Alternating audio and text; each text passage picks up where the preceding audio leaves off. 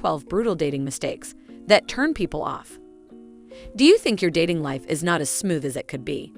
Dating can be a total nightmare, and sometimes it's our own actions that end up turning people off. According to relationship experts, just because there are no hard and fast rules regarding what you should do in dating doesn't mean you shouldn't be aware of certain things. In fact, practically everyone makes a variety of frequent dating mistakes. In this video, we are going to show you the top 12 brutal mistakes in dating that turn people off.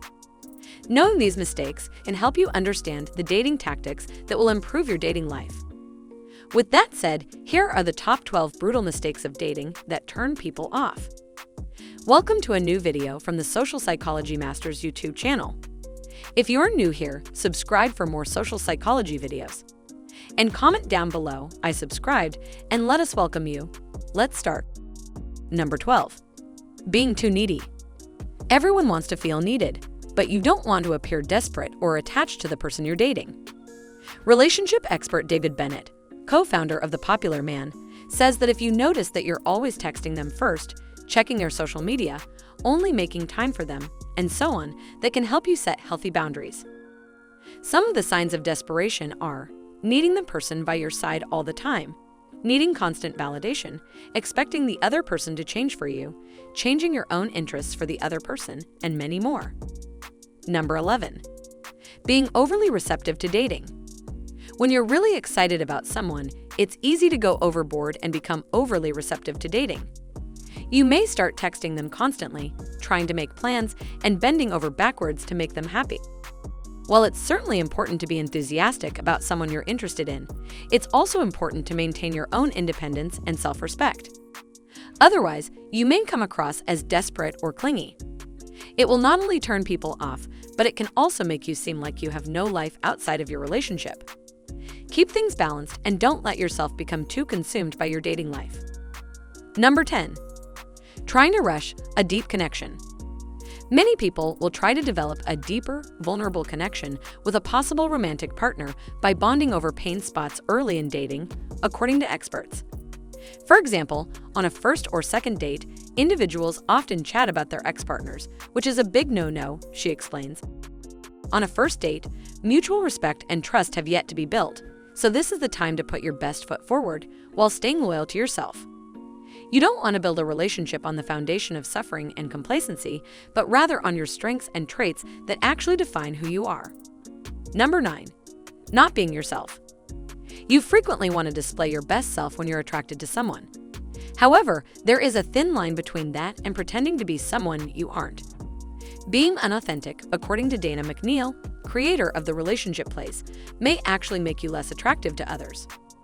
After all, it's attractive to meet someone who is prepared to own who they are and what they're seeking in a relationship, according to McNeil. If the person you are seeing learns that you merely do what they say and desire and have no ambitions or values of your own, they may become disinterested in you. If you despise the cold, don't act like you're crazy about snowboarding. Don't pretend to be a record collector when you are more of a pop enthusiast, only to appease your future partner's tastes. Separate hobbies and likings might really strengthen a relationship. Number 8. Ignoring the red flags. When it comes to dating, one of the most common mistakes people make is failing to recognize the red signals that indicate things aren't right. For a variety of reasons, we disregard the red lights, but if we paid attention, we could save a lot of time and avoid a lot of grief. If the person you are dating talks a lot about his exes, then that is a red flag.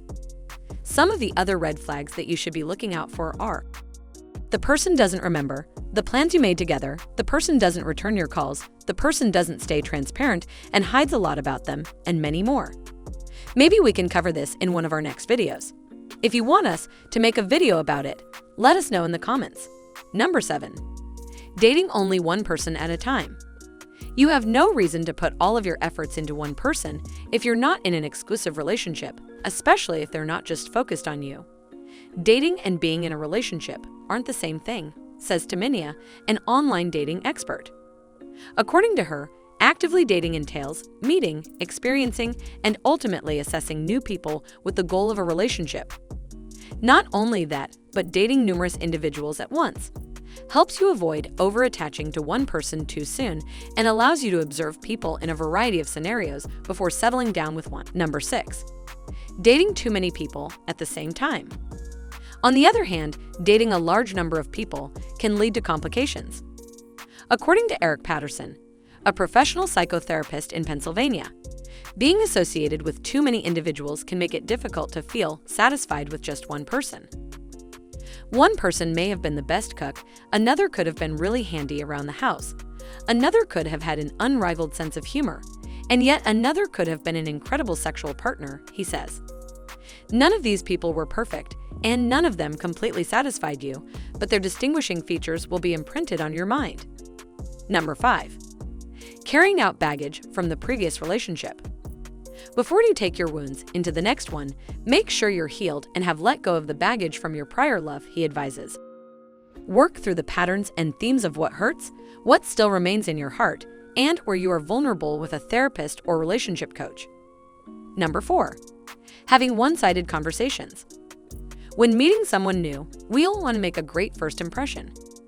Sander warns against being extremely self-centered and talking too much about yourself. The opposite, of course, isn't any better. You might come across as an interrogator if you simply ask your date questions and don't reveal anything about yourself. Studies suggest that back and forth dialogues are the most effective exchanges, Sander explains. We ask a question, then ask a follow-up question, then disclose something personal about ourselves, and then inquire about the other person, and so on. Number 3. Pushing everyone else away. Relationship expert Stefania Cruz of Dating Pilot says she frequently sees people become so engrossed in a new relationship that they no longer have room for friends, family, or previous pastimes. For the sake of a significant other, losing sight of who you are or what you enjoy doing is a formula for catastrophe. It's more difficult if there are problems in the relationship or if you break up, says Cruz. You'll have a harder time adapting and will have to get back to being yourself. Number 2. Looking at what's wrong instead of what's right. Jenna Poneman, a certified dating and relationship coach, argues that dating in the modern era is typically focused on trying not to waste someone's time. As a result, many people try to connect with others by asking a series of questions to swiftly assess whether or not they have potential. However, according to Poneman, this immediately creates a barrier between you and that person, because you're more focused on identifying what's wrong with them than seeking ways to connect more deeply. Number 1. Not being upfront about your feelings. Many people act as if the person they're into will figure it out based on the clues they think they're giving, rather than letting their genuine sentiments through. Admitting you have feelings for someone you are not sure feels the same way is, of course, terrifying. However, if you hope they can read your mind, you risk losing that person forever. According to Davis, not being forthright with your sentiments is a typical dating mistake, whether it's due to pride, shame, or awkwardness. Davis advises that if you want to be successful in dating, you should start letting others know how you feel, rather than assuming they will figure it out magically. Dating with a goal and a purpose in mind alleviates the stress of determining which potential partners we should devote more time and energy to, and it helps us clarify why we're dating, Taminia says.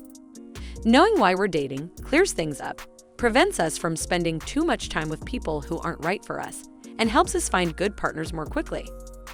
To learn more, check out other videos on this channel and the links in the description. If you enjoyed this video, don't forget to subscribe. See you in the next video.